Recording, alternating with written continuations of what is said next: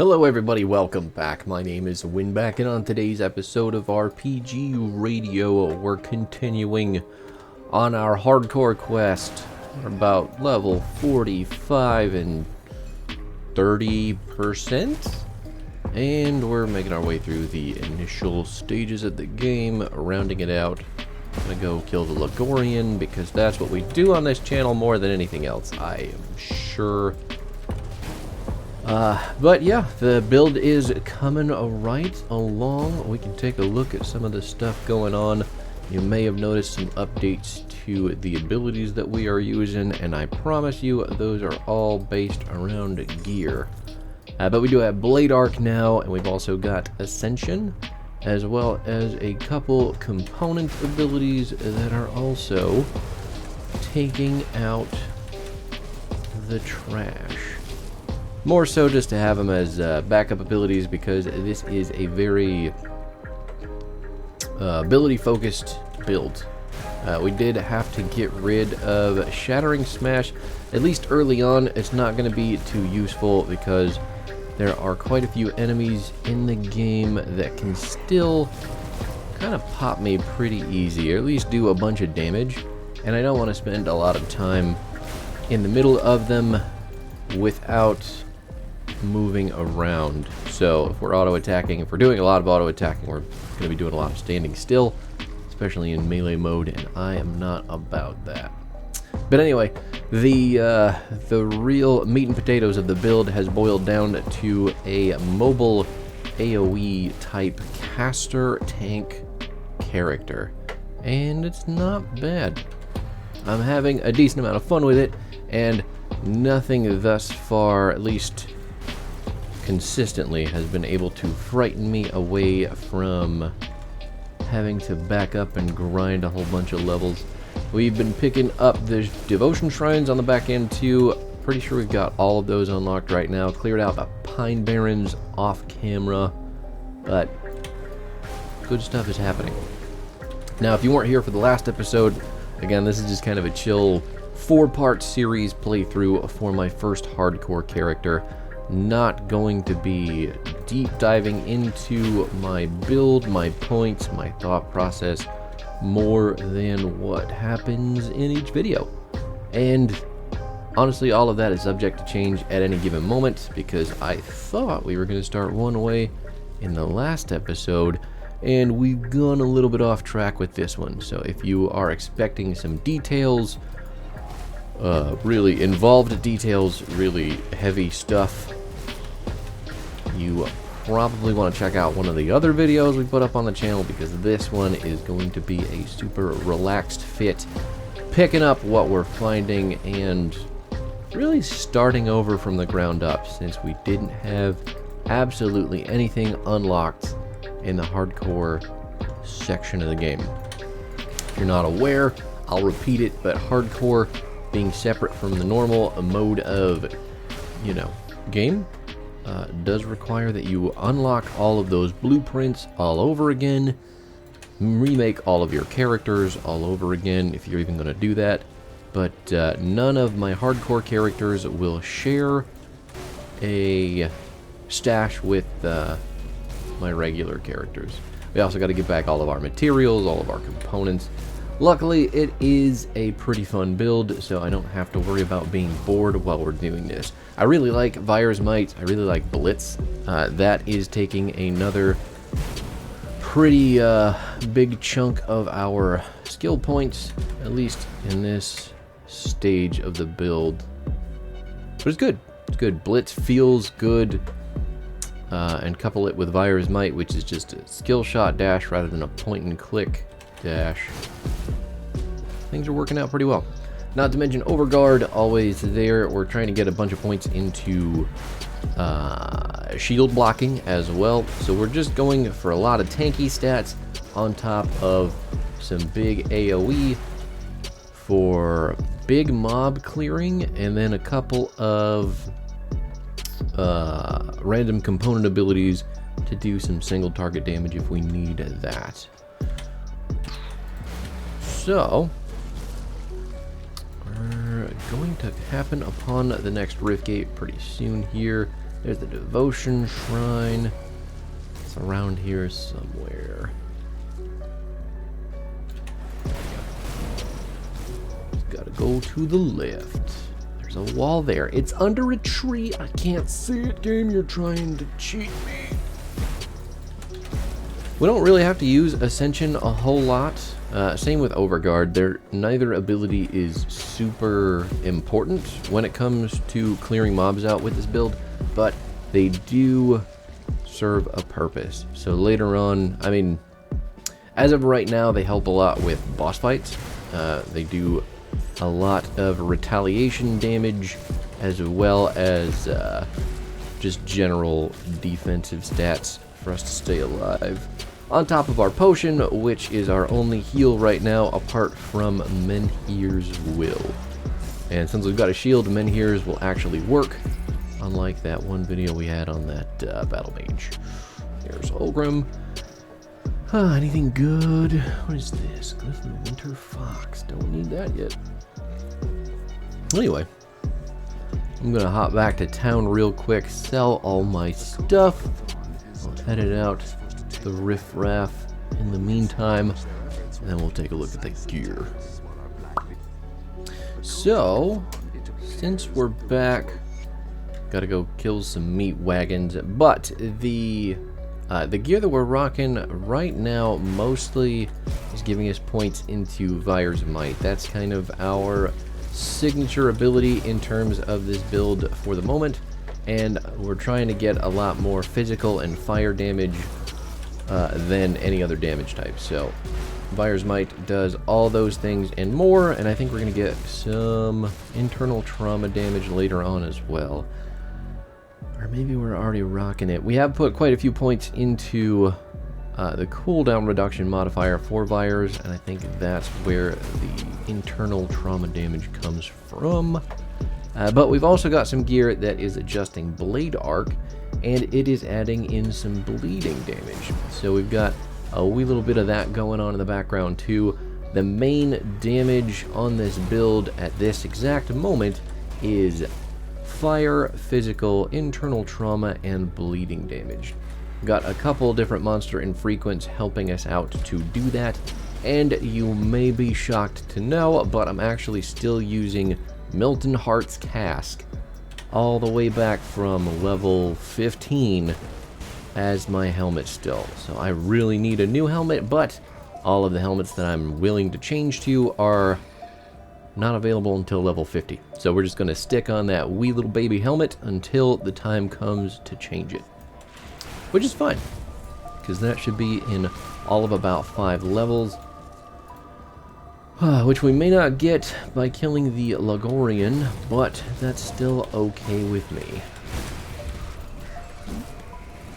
Clear out that shrine nice and easy. The fact that the Harbingers deal that much damage to me when they die hurts me deeply in the soul. But considering that we only have about 39 and 29% resistances for chaos and vitality, it's probably to be expected.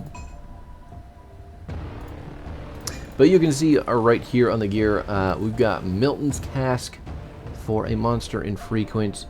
We have got Bloodbrier's Thorn of Shadows for our amulet infrequent. We've got Kaliska's Harvest, which is a shield giving us a lot of that bleeding damage to blade arc. It's actually a really good shield, so this is probably going to be a permanent for this build. We have also got Mark of Plagueis, which is providing vitality damage to Vire's Might and converting all of physical to vitality. It's more so just for the point, or the +3 in there, but still super helpful. +2 from our chest piece, +2 from our mace. Oh, what else we got going on there? Anchorite's leg armor isn't the greatest thing for the pant slot, but it is doing enough that it is a pretty solid pickup for the lower levels. There's Brawler's Gloves as well. They're shattering smash points, but, you know, it's kind of... we'll work on that later. And then Dreadnought Foot Pads provide a absolutely redonkulous amount of points to the skills that we have both in Oathkeeper and Soldier. This belt also, Devil's Cord of the Void, super good for what it is. You can get the blueprint from, I think it is Devil's Crossing, after you get respected with them, and then it's a level, what is it, level 30? Level 35 belt. But once you have it, you're getting +1 into all soldier skills, and anytime that you can get a an item with +1 into an entire class of skills, I would take it, because those stack up super fast, and they fill in a lot of gaps that you may not be able to fill in with regular points. So always worth it. I'm sure that it's not only soldier specific for that type of belt, so I am almost 100% positive that the recipes for those belts exist out in other factions for other classes. So considering that there are only a couple classes in the game, probably not too difficult to go searching around. Still need what? One Western Blood Wagon.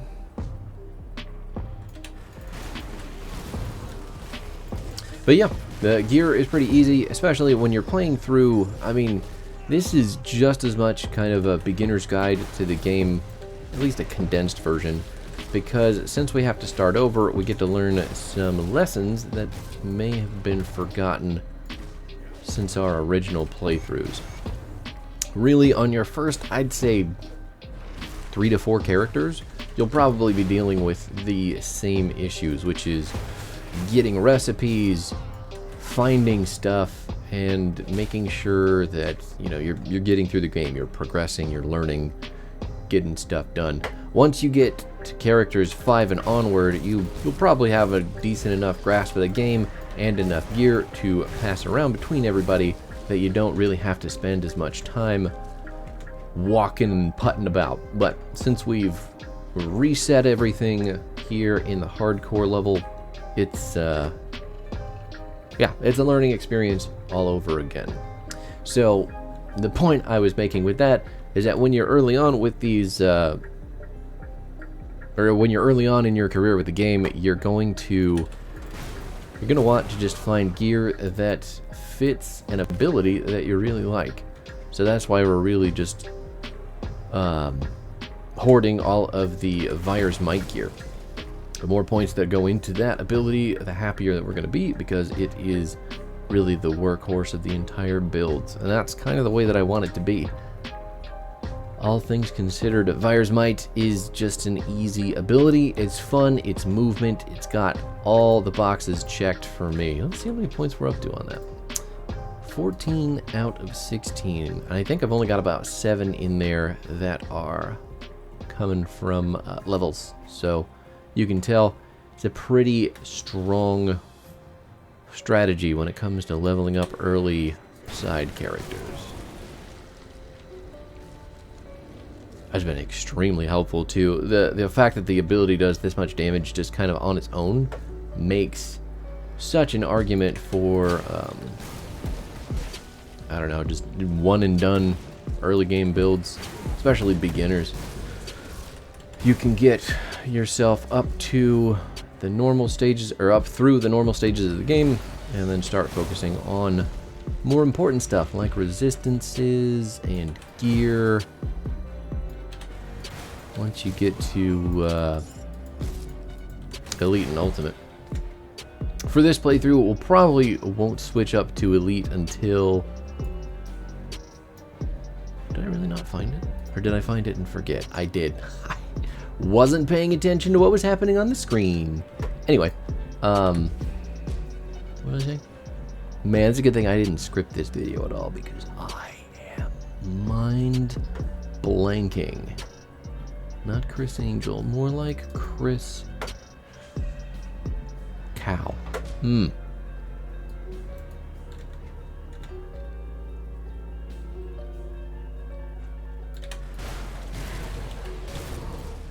Don't let me get trapped. Oh, I can get trapped so quickly and not talking and just grinding the game. Because this really, this is kind of what sold me on the game to begin with. Back when I was playing For the first couple characters in normal, really just getting a feel for everything, this is what hooked me in. Just being able to turn my brain off until that one shining piece of gear or ability tickled my fancy and set me down a path of absolute focus. It's really cool. This game is, well, I mean, I guess all isometric action RPGs are full of those moments. It's kind of the same thing with Monster Hunter for me, too. I've been playing that game over and over, and even though the monster fights are always the same, there's just different gear and different stuff that you find, different ways to play, trying a new weapon that reinvigorates the entire process. Fantastic. I need to do more Monster Hunter, if we're being honest. Not enough of that game on this channel. I need to start pumping it out. But grim dawning right now. Let's focus. Turn on the old Ascension because we got a bunch of big enemies. They are just dying left and right. It's crazy good. It's really nice that this class can just kind of stand there. Ooh, Marauder's down. Stand there and tank it while still being super agile and dodging a lot of stuff. Man. Something about being a movement tanky class is just the best. Marauder's Talisman being the double... Or no, it's an Inquisitor Talisman. Whatever. Too late now. I've already forgotten. More Brawler's Gloves. Not much going on there. Alright, I'll go dump all that stuff right before the Logorian so we can focus on the fight. Not that I think it's going to be particularly difficult because the log does not move and minions are rather easy to smush, especially if you've got a bunch of points into an ability like we already do. Funneling all that damage in is the good stuff.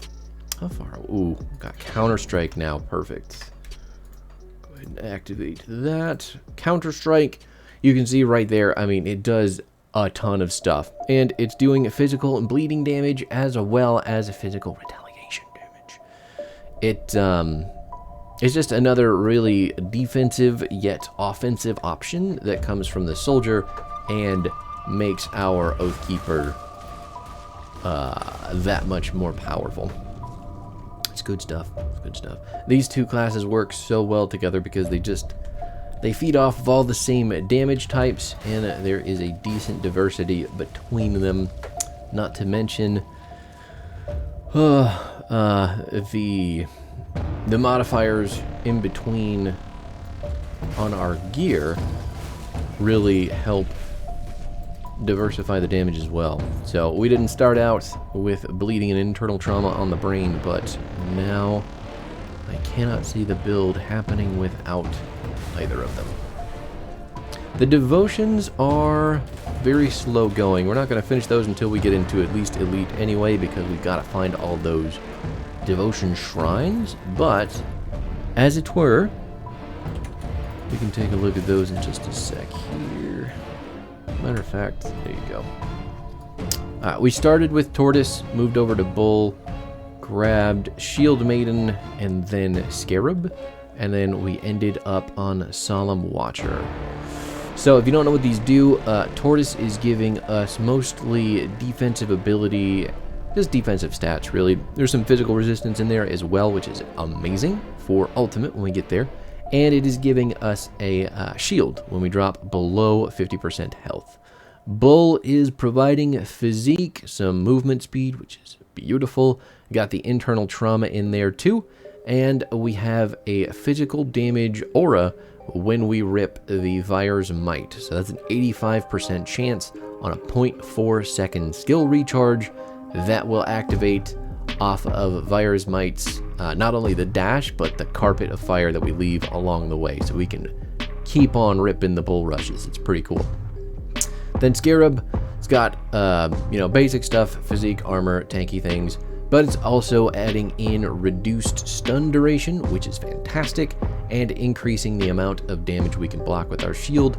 It's also got us some bleeding resistance and increasing in armor, so just generally strong devotion for tanky shieldy boys. There's Solemn Watcher with the physique, cold resistance by 25%, which is a nuts amount.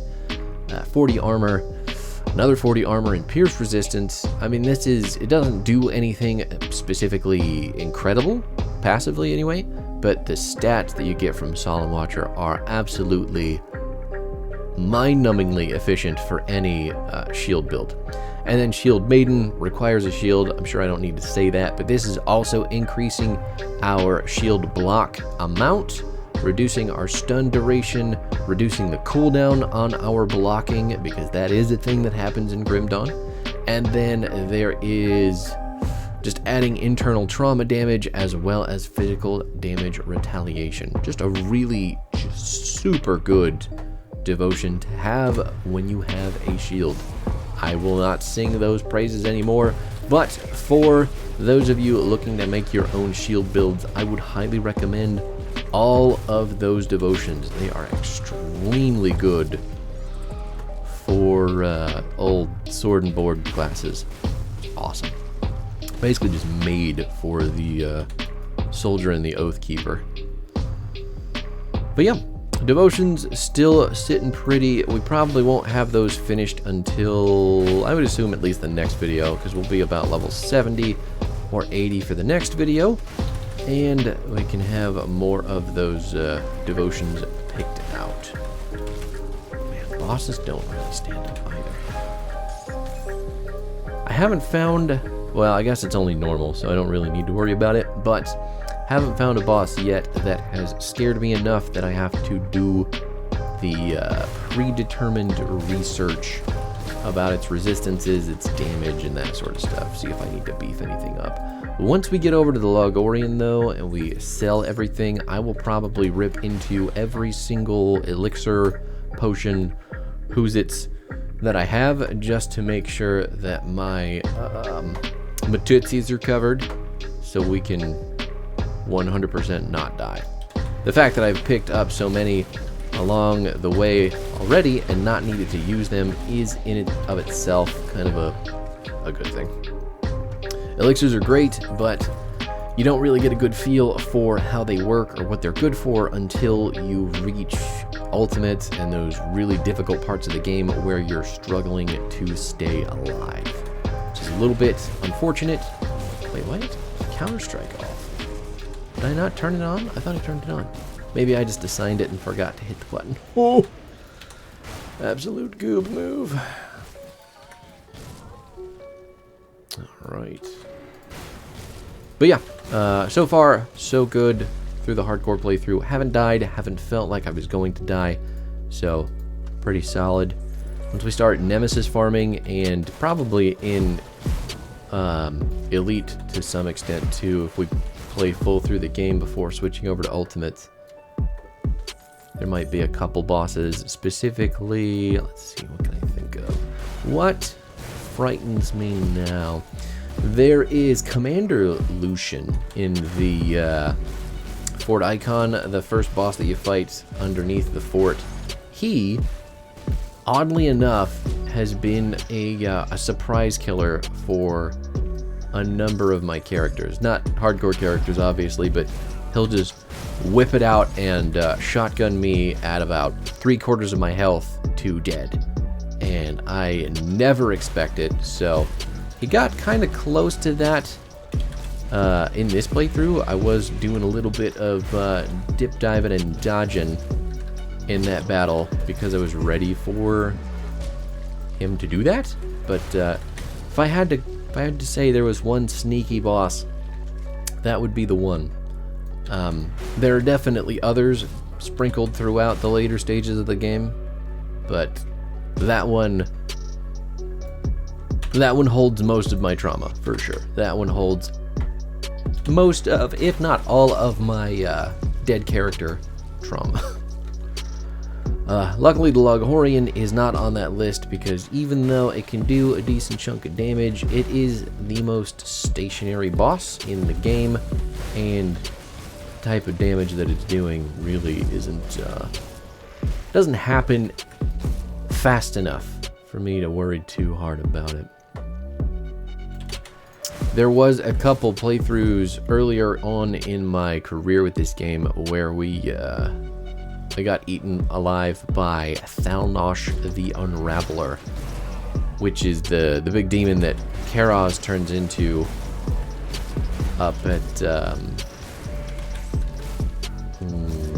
well, before you start making your way to Fort Icon. You get Karaz's tome, you have to give it to Inquisitor Creed. That guy, he's a big chthonic tentacle monster, and he does some big nasty chaos puddles under your feet, and if you're not looking for them, they will kill you because they do damage really quick, and they are difficult to see because of the low light settings in the game. Man, Fire's Might still just absolutely popping off.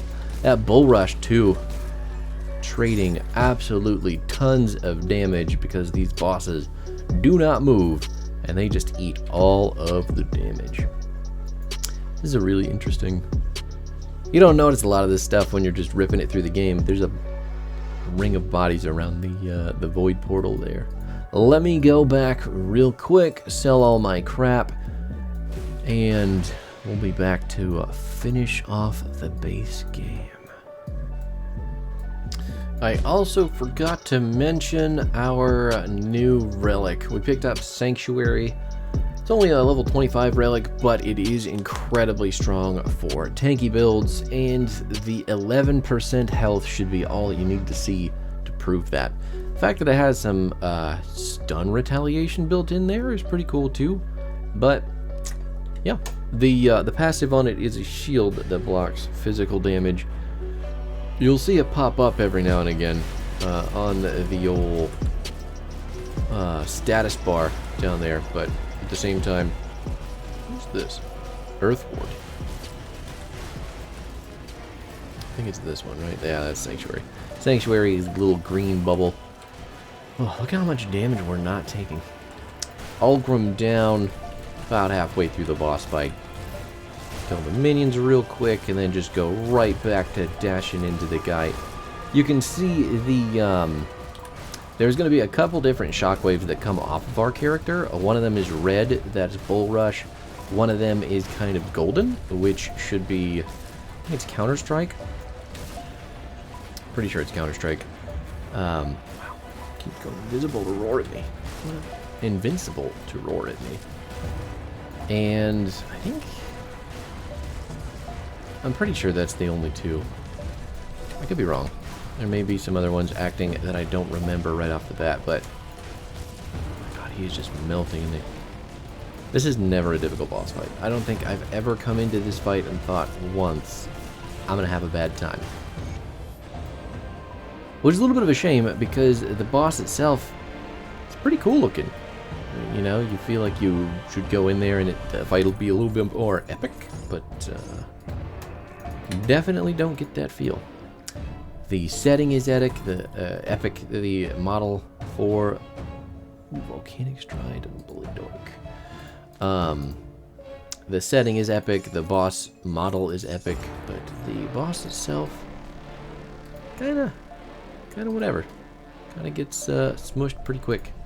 The whole tentacles deal, the minions aren't strong. It eating Ulgrim is kind of like, you know, I guess that's supposed to help me buy the, it's Fort Icon. That's supposed to help me buy into the, what's the word? Buy into the idea, I guess, that it's, like this world-ending monster, but never, ever feels like that. Bone weave leggings. Don't need those. A little bit unfortunate, but you know what? That's fine. Got another lore note. By this time next week, we'll be pushing forward with this build into Elite. So the damage will kick over and you'll probably see it closer to level 70, 75 or so. 75 is probably where we'll be at, because that's a bigger, like, a gear spike for characters. But at least for the time being, this is kind of where the hardcore build is at. This is my Warlord. Super, super beginner friendly build, super easy to play, and easy to win with, if we're being honest. But that'll do it for me, everybody. I will catch you next time. Peace out.